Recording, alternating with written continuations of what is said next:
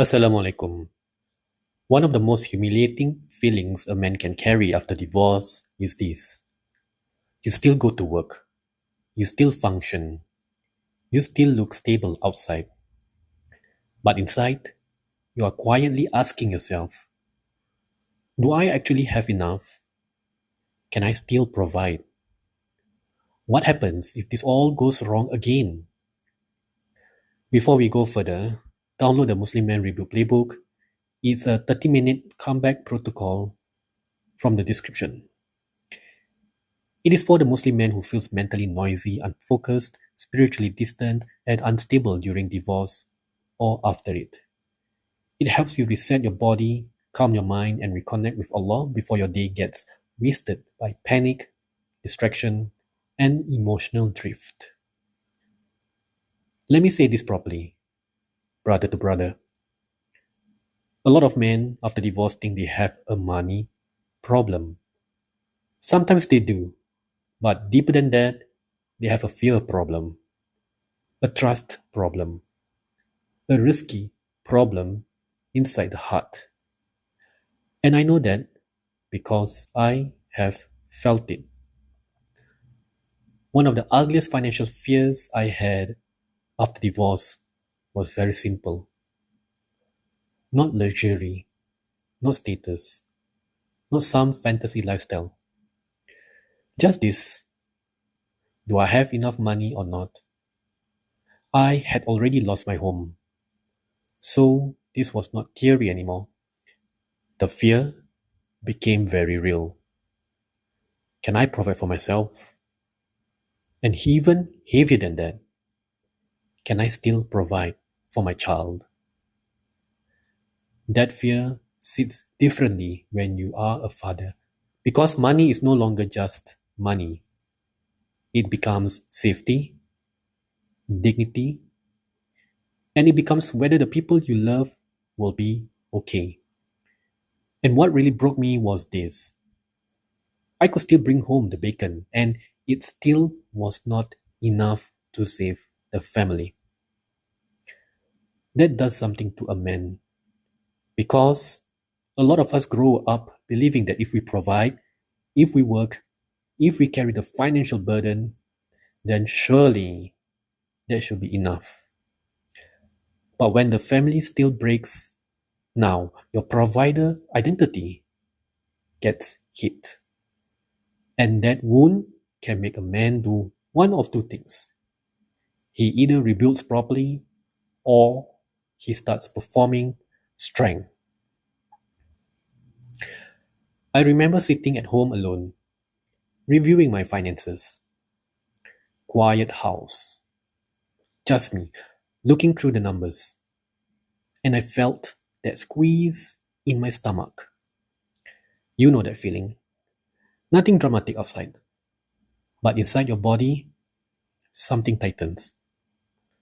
I was looking at the numbers and thinking, holy shit. How normal is this? How long can I sustain this? What happens if something goes wrong? So I did what many responsible men do. I started planning. 1 year buffer, 2 year projection. How much can I spend? What can I absorb? Where am I vulnerable? That part helped. That part was rational. That part was necessary. But here is what I did not understand at the time. Even while I was doing my math, my heart was still off.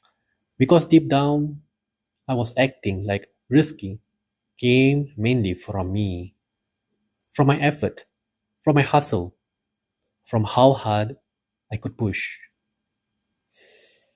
Allah was not absent from my belief completely, but He was not central in the way I was feeling.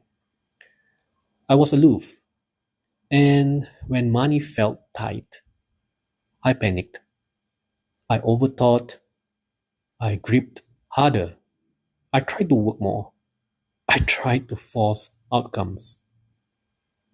That is the first truth. After divorce, fear can quietly mess up your relationship with risky, not in your words, in your nervous system. You start acting like your safety comes from your salary alone, your side hustle alone, your extra grind alone, your spreadsheet alone. And that is a brutal way to live. Because now, every dip feels like danger. Every delay feels like doom. Every expense feels personal. You may say, Allah provides.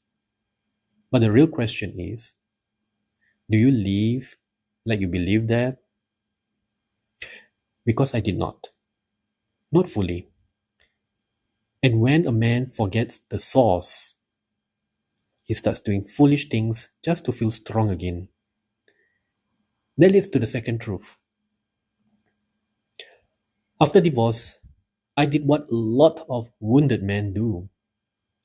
I revenge spent. I bought nonsense. I wanted to look successful post divorce. I rented a condo. I had fast cars, sports cars, things that gave me a hit. And yes, for a while, it felt good. It felt powerful. It felt like I was still that guy. It felt like I had not lost. But deep down, I knew the truth. This is not rebuilding. This is coping. That is a trap. A lot of men do not spend because they are rich. They spend because they are wounded. They want to outrun humiliation. They want to make the outside look stronger than the inside feels. They want visible proof that they still matter. So they buy the image. But the image does not heal them. A condo cannot fix fear. A sports car cannot restore tawakkul. Looking successful cannot replace being stable. And this line matters. A man can earn more and still be spiritually poor. That is not poetry. That is a diagnosis. There are men making decent money right now but still living like beggars emotionally, begging for validation, proof, status, or begging for some external thing to quiet what is unresolved inside. That is not wealth. That is dressed up in stability. Some men are not rebuilding after divorce. They are just performing strength in expensive packaging. Now, here is where the shift began for me. Not perfectly, not overnight, but clearly. One of the things that changed me was giving even when I was scared. Not when I felt rich, not when life felt secure. It's when I was scared. I sponsored a child's schooling, and what hit me about that was not, look at me, I'm generous. Instead, it was this. In a season where I felt like I had lost so much, Allah still allowed me to be useful to someone else. That matters. Because fear makes a man collapse inward. Sadaqah pulls him back outward. It reminds you that your hands still have value, your life still has use. Provision is still flowing through you to somebody else.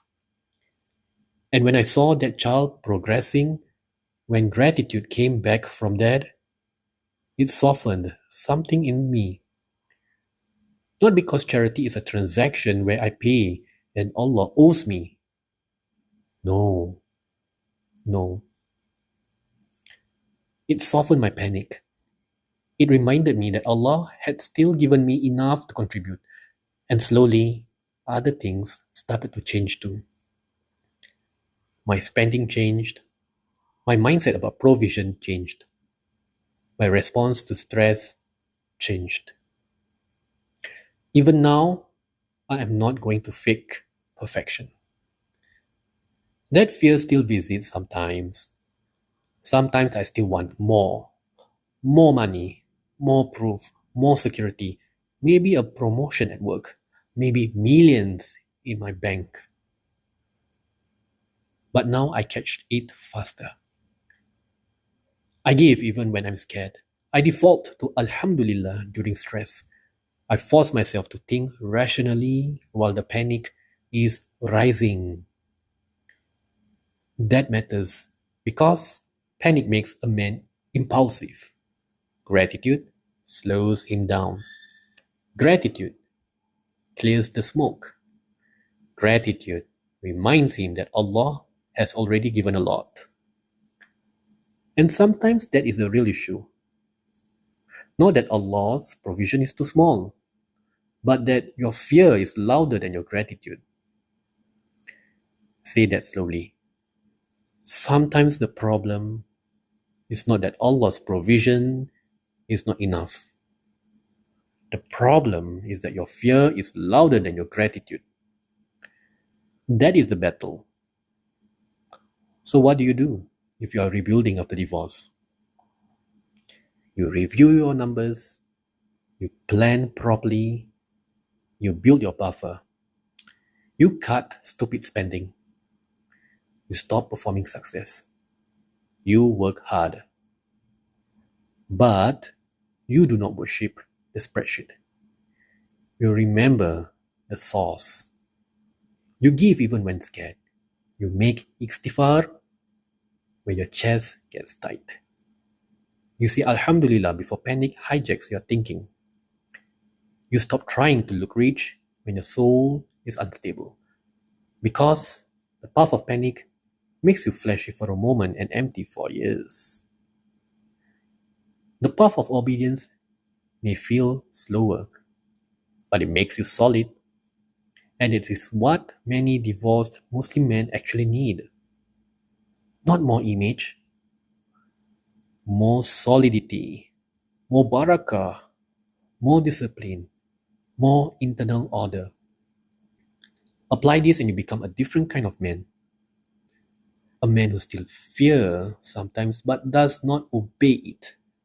A man who still wants more but is not owned by greed. A man who provides with discipline, not panic. A man whose child feels safety, not chaos. A man who knows that wealth without barakah is just anxiety dressed well. Ignore this and you stay stuck in the same cycle. Earn, panic, spend, perform, compare, and repeat again. Years later, you realize you were never rebuilding. You were just surviving in expensive packaging. Brothers, hear me clearly. You're not broke just because divorce happened. You stay broke when fear keeps leading you. And yes, you may feel messed up right now. That does not mean you are finished. It means your rebuild has to be cleaner. Download the Muslim Man Rebuild Playbook, the 30-minute comeback protocol from the description. And if this hits something real in you, subscribe. Not for hype, but for structure, for truth, for the rebuild.